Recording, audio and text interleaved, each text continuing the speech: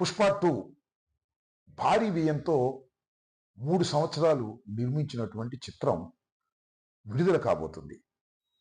దేశంలో సినీ అభిమానులందరూ కూడా చాలా ఉత్కంఠతో ఎదురు చూస్తున్నారు.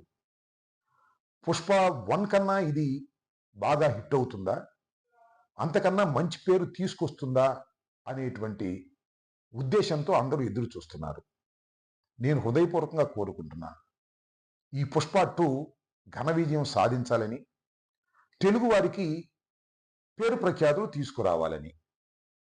ఇంకొక అంశం ఏంటంటే, దీని నేపథ్యంలో చిన్న చిన్న విషయాలు ఎక్కడో వినిపిస్తున్నాయి గుసగుసలు. ఎవరో కొందరు ఈ సినిమాని ఆడుకోకుండా ఉండాలని కోరుకుంటున్నారని, కొన్ని చోట్ల ఆడుకోకుండా చేయాలని ప్రయత్నం చేస్తున్నారని వింటున్నాం. అది రూమర్సో నిజాలో నాకైతే తెలియదు. అలాగే నాగబాబు గారు కూడా ఒక ట్వీట్ చేశారు. ఏ చిత్రమైనా కష్టపడి తీసేటటువంటి చిత్రం ఆడాలని మనస్ఫూర్తిగా కోరుకుంటున్నాము అనేటువంటి మాట. బహుశా ఈ వివాదాన్ని తగ్గించటం కోసమో, తెరదించటం కోసమో ఆయన ఈ ట్వీట్ సదుద్దేశంతో చేశారని నేను భావిస్తున్నాను.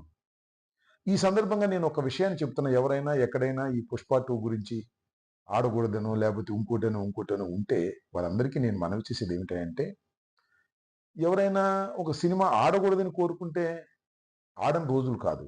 సినిమా బాగుంటే అద్భుతంగా ప్రజలు, ప్రేక్షకులు చూస్తారు. బాగోపోతే ఒకరు చెప్పాల్సిన అవసరం లేదు. ఫ్లాపులు అయిపోతాయి. ఎంత పెద్ద నటుడు నటించినా అవి సక్సెస్ అవ్వాలని గ్యారంటీ లేదు. ఇంతకుముందు చలనచిత్రాలు చూడండి మీరు ఇంతకుముందు. కానీ 'పుష్ప 1' చాలా అద్భుతంగా హిట్ అయింది. ఊహకందని విధంగా హిట్ అయింది. అల్లు అర్జున్ అనే తెలుగు నటుడికి పేరు ప్రఖ్యాతులు వచ్చాయి. మనందరం కూడా గర్వించదగ్గ స్థాయిలోకి అల్లు అర్జున్ వెళ్ళాడు. ఇది వాస్తవమైనటువంటి అంశం. కాబట్టి తెలుగువాడిగా అది బాగుండాలి, బాగా హిట్ కావాలని కోరుకోవటంలో ధర్మం ఉంది. ఇంకో అంశం ఏంటంటే, ఎక్కడైనా చిన్న చిన్న ప్రయత్నాలు చేస్తే వారికి మనవి చేసేది ఏమిటంటే, పెద్దవాళ్ళ మధ్యన గ్యాపులు ఉండవు. ఉన్న చాలా తాత్కాలికంగా ఉంటాయి. ఏదో క్షణంలో కలిసిపోతారు. ఇప్పుడు కీచులాడుకునే వాళ్ళే మిగిలిపోతారు. ఈ సత్యాన్ని మీరు తెలుసుకోండి. ముఖ్యంగా ఒక ఉదాహరణ చెప్తాను. ఎన్టీ రామారావు గారి కుటుంబంలో ఆయన తర్వాత చంద్రబాబు నాయుడు గారు, హరికృష్ణ గారు. చంద్రబాబు నాయుడు గారు, పురంధరేశ్వరి గారు. చంద్రబాబు నాయుడు గారు, వెంకటేశ్వరరావు గారు. బజార్ని పడి మాట్లాడుకున్నారు. కాలం ఏం చేసింది, వారిని కలపలేదా? అంతే.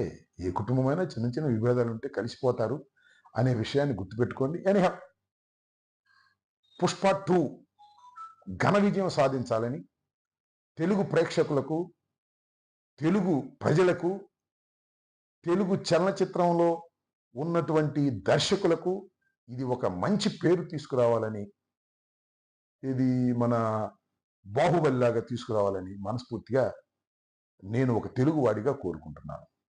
రాజకీయ నాయకుడిని ఇవన్నీ ఎందుకు అనుకుంటారా?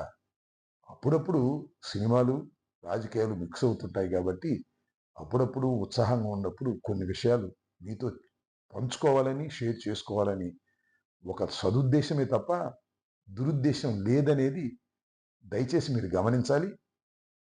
అపార్థం చేసుకోవద్దు. ధన్యవాదాలు.